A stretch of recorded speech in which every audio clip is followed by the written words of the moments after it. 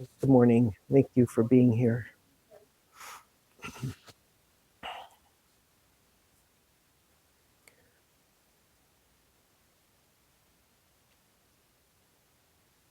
So, for some of you who might know me, I'm Bup Woo Sunim, and for uh, some time I've been coming here. And what really led me into the world of Buddhism was Zen Buddhism. Um, One of my first exposures to Zen Buddhism is when I was about 18 and I went to the Detroit Zen Center. And we did chanting there, um, and we did the Great Compassion Dharani. And I did not know what the heck was going on when I was attempting to do that chant. And I was extremely perplexed and bewildered, and I thought it was crazy. Um, to this day, I have a very hard time with that chant as far as being able to keep up and doing it. Um, and I walked out of that experience scratching my head. What did I just do? Why did I come here? What was I chanting? What did it mean?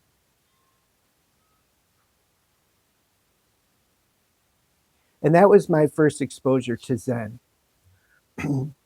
um, it's not a koan, it's not a riddle, a case study. It's not anything that um, would necessarily lend you to think of Zen, because it is a chant. It's essentially a type of way of getting deeper into your experience. But it's not asking a question like, what's the sound of one hand clapping or something like that. But the experience for me at that time was very much the same as a koan, no, because I didn't know what the answer was, and I had no clue about what was going on. And I came out of that going, what is this all about? Um, so some years later, I ended up in Ann Arbor, and that's where I really kind of got my feet wet um, there.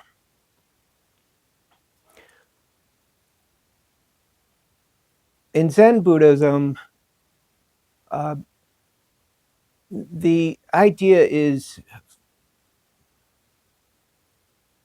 to move you away from your cognitive right and wrong thinking. It's to move you deeper into what's really going on for you now, instead of your stories that you're telling yourself what's going on. It brings you out and into your experience. Now, there's some examples of some of the things that I really enjoy reflecting on, and one of them is the Shinshin Ming. And this document or this treatise was uh, by the third Chinese patriarch. Uh, and it's considered to be a very clear understanding of the Zen world. And there, it's a beautiful treatise. It, you can get these; they're very, very, very inexpensive. This one on the back says $4, right?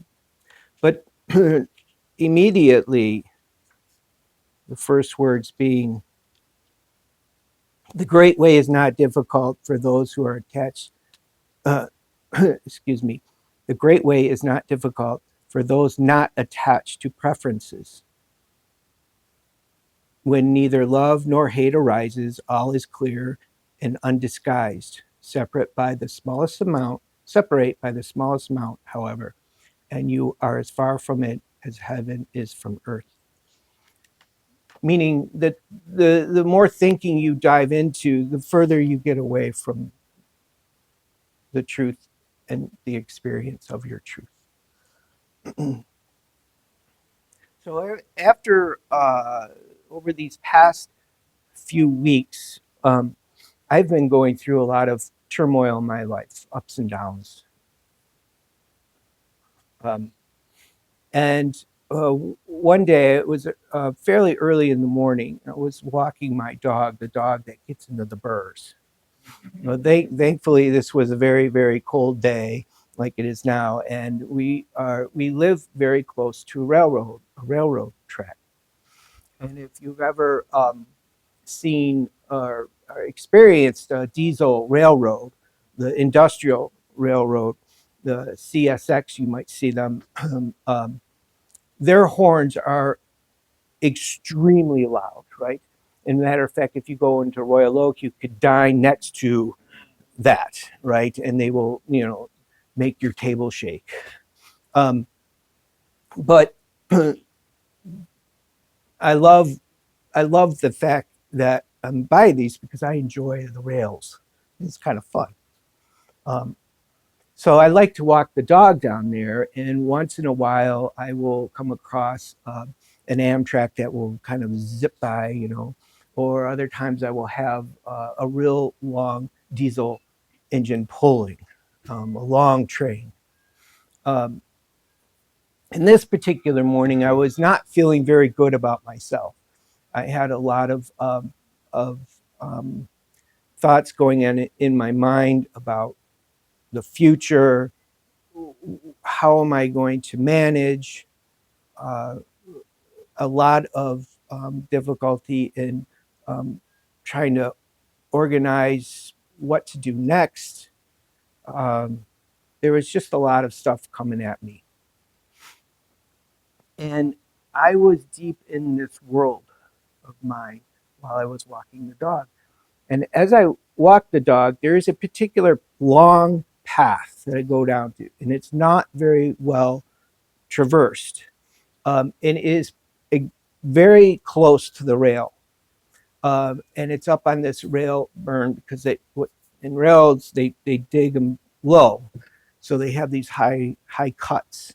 And you are walking up on this high cut, and it was snow, and it was not well. So the dog was loving it, right? It was jumping way ahead of me, and I was trying to, hold on. But in my mind, I was in a kind of this cycle of oh my goodness, and we got as far as we needed to get, and I turned around and I was coming back, and in the distance, I heard womp womp, and I knew a train was coming, and I was like, oh, that's cool, right? And then quickly after that, I got back into my spinning, my story, you could say. And it became very dark at times for me, very difficult. And I didn't know what I was going to do with myself.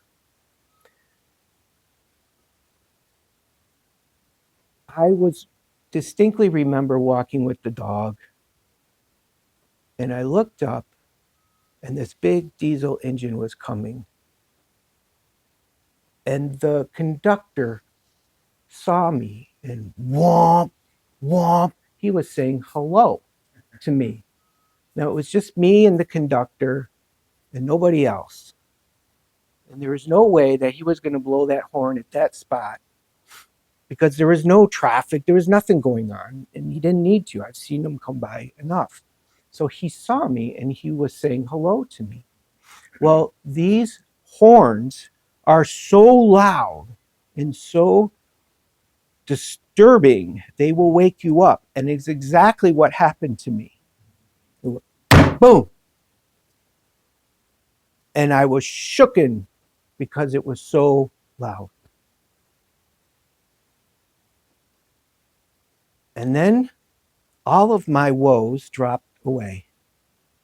All of that thinking, all of that turmoil, all of the worry, all of the angst that I had clung to and held on to fell away.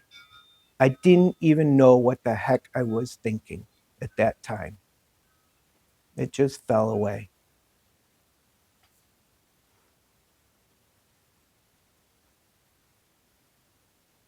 And as I continued down the path, we got onto the dog and I got onto the the neighborhood street, and we went home. But as I was walking back, I realized then, what was I pursuing?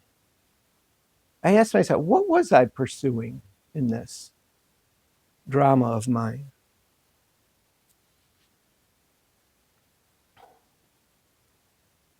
I was pursuing an answer. I was pursuing a way to explain my choices to myself. I was pursuing a way of um, legitimizing myself,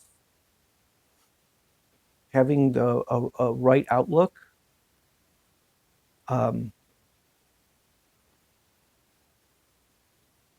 and I was pursuing a world of suffering because of it. And it really made me open up to the idea that whether I was walking in that snow thinking about sunshine and lollipops, or I was walking in that snow thinking about destruction, it didn't matter because there I was walking the dog.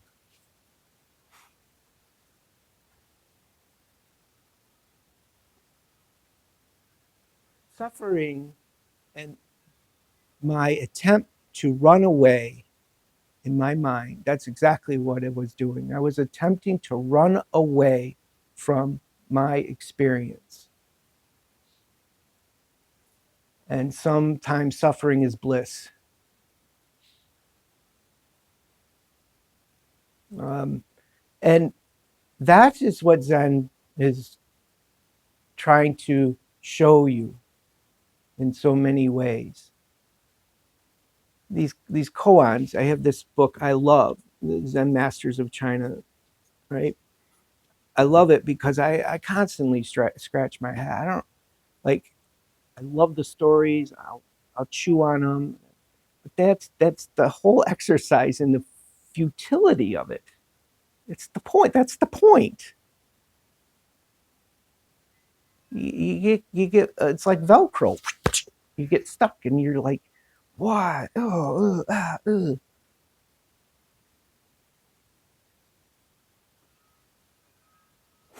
And this is what Zen is showing. It's expressing to you that you are like Velcro. Wherever your mind brings you, that's where you're stuck and that's where you'll be. It doesn't make it true. It doesn't make it true. It just, that's where you are. And the koans and all of that challenge you to get stuck. And can you get beyond that in your life? Can you get beyond your story in your life? Can you get beyond your suffering? Because suffering happens. It's going to happen. It's a part of our existence. We can't avoid it. We can't run from it. And that conductor, whoever he is, had no idea what he did for me. Zero. He was just going about his day and he honked the horn and said hello. Right? So we have no idea how we'll impact people in our lives. Right? It's just the smallest gestures. of kindness. I mean, it was a kind thing to do. Hello, how are you doing? Loud, but kind. In the Dhammapada, there's a part here that I had. The Buddha talks on chapter 16 about pleasure. And he talks about the aspiration of pleasure, that it's okay to have pleasure. I mean, of course, we want pleasure. We enjoy it. It's pleasurable, right? It's nothing to push away. In Buddhism, it's not nihilistic. He's not saying that, oh, it's just suffering. Pleasure is very important. The difficulty is when you get caught in the koan. You get stuck in that koan. And that can happen with pleasure too. And I would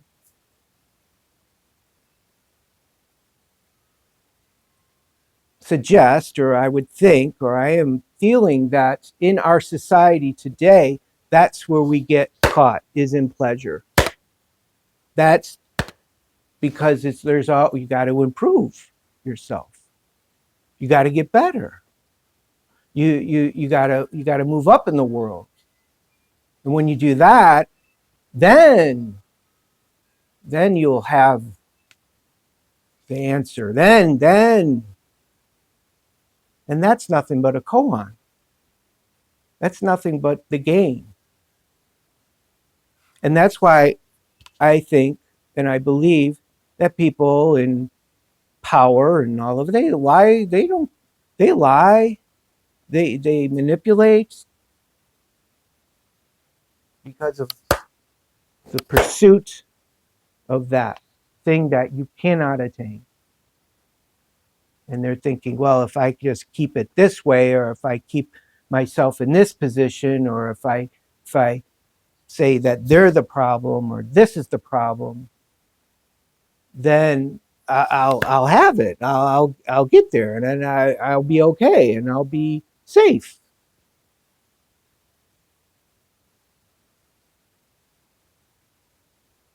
And it's not the case. That's ignorance. Being human is not easy. It's not an easy endeavor. The more we realize that we all will stumble, fall, screw up, mess up, embarrass ourselves, embarrass others, not be perfect, and have a little humility in our life in that regard, the easier we'll be on other people and other people will be on us, because we know that, yeah, right, I'm human. The Buddha wasn't perfect. Well, how can you say that? He's the golden child, right? He's the gold. You know how many lifetimes it took him to get there?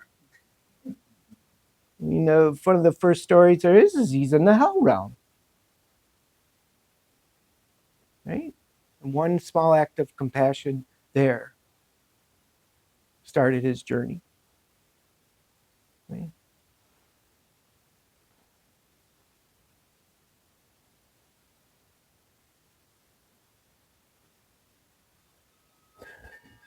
Buddhism is a beautiful religion. It's a beautiful way of life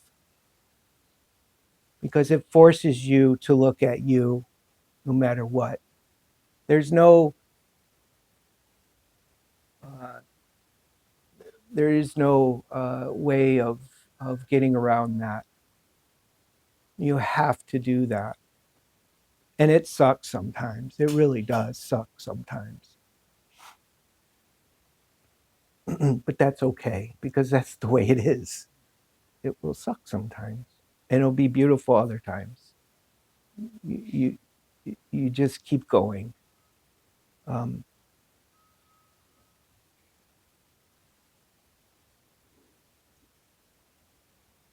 the honor of wearing the robe of this is it's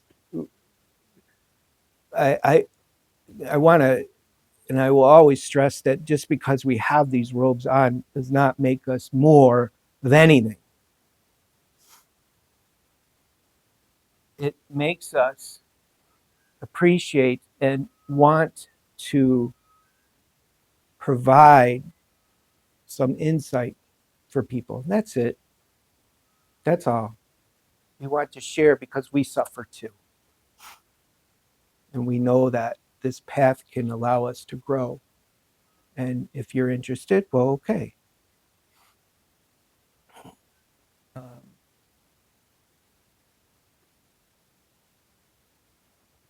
We're not going to say that it's going to save you or it's going to bring you out of your suffering or out of, because that depends on you. You have to put in the work to do that. It can't do it for you.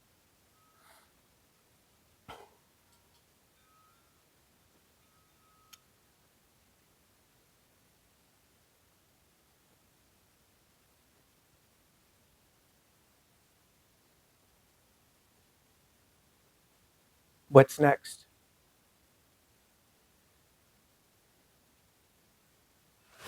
Thank you. Thank you, Bup Woo Sunim.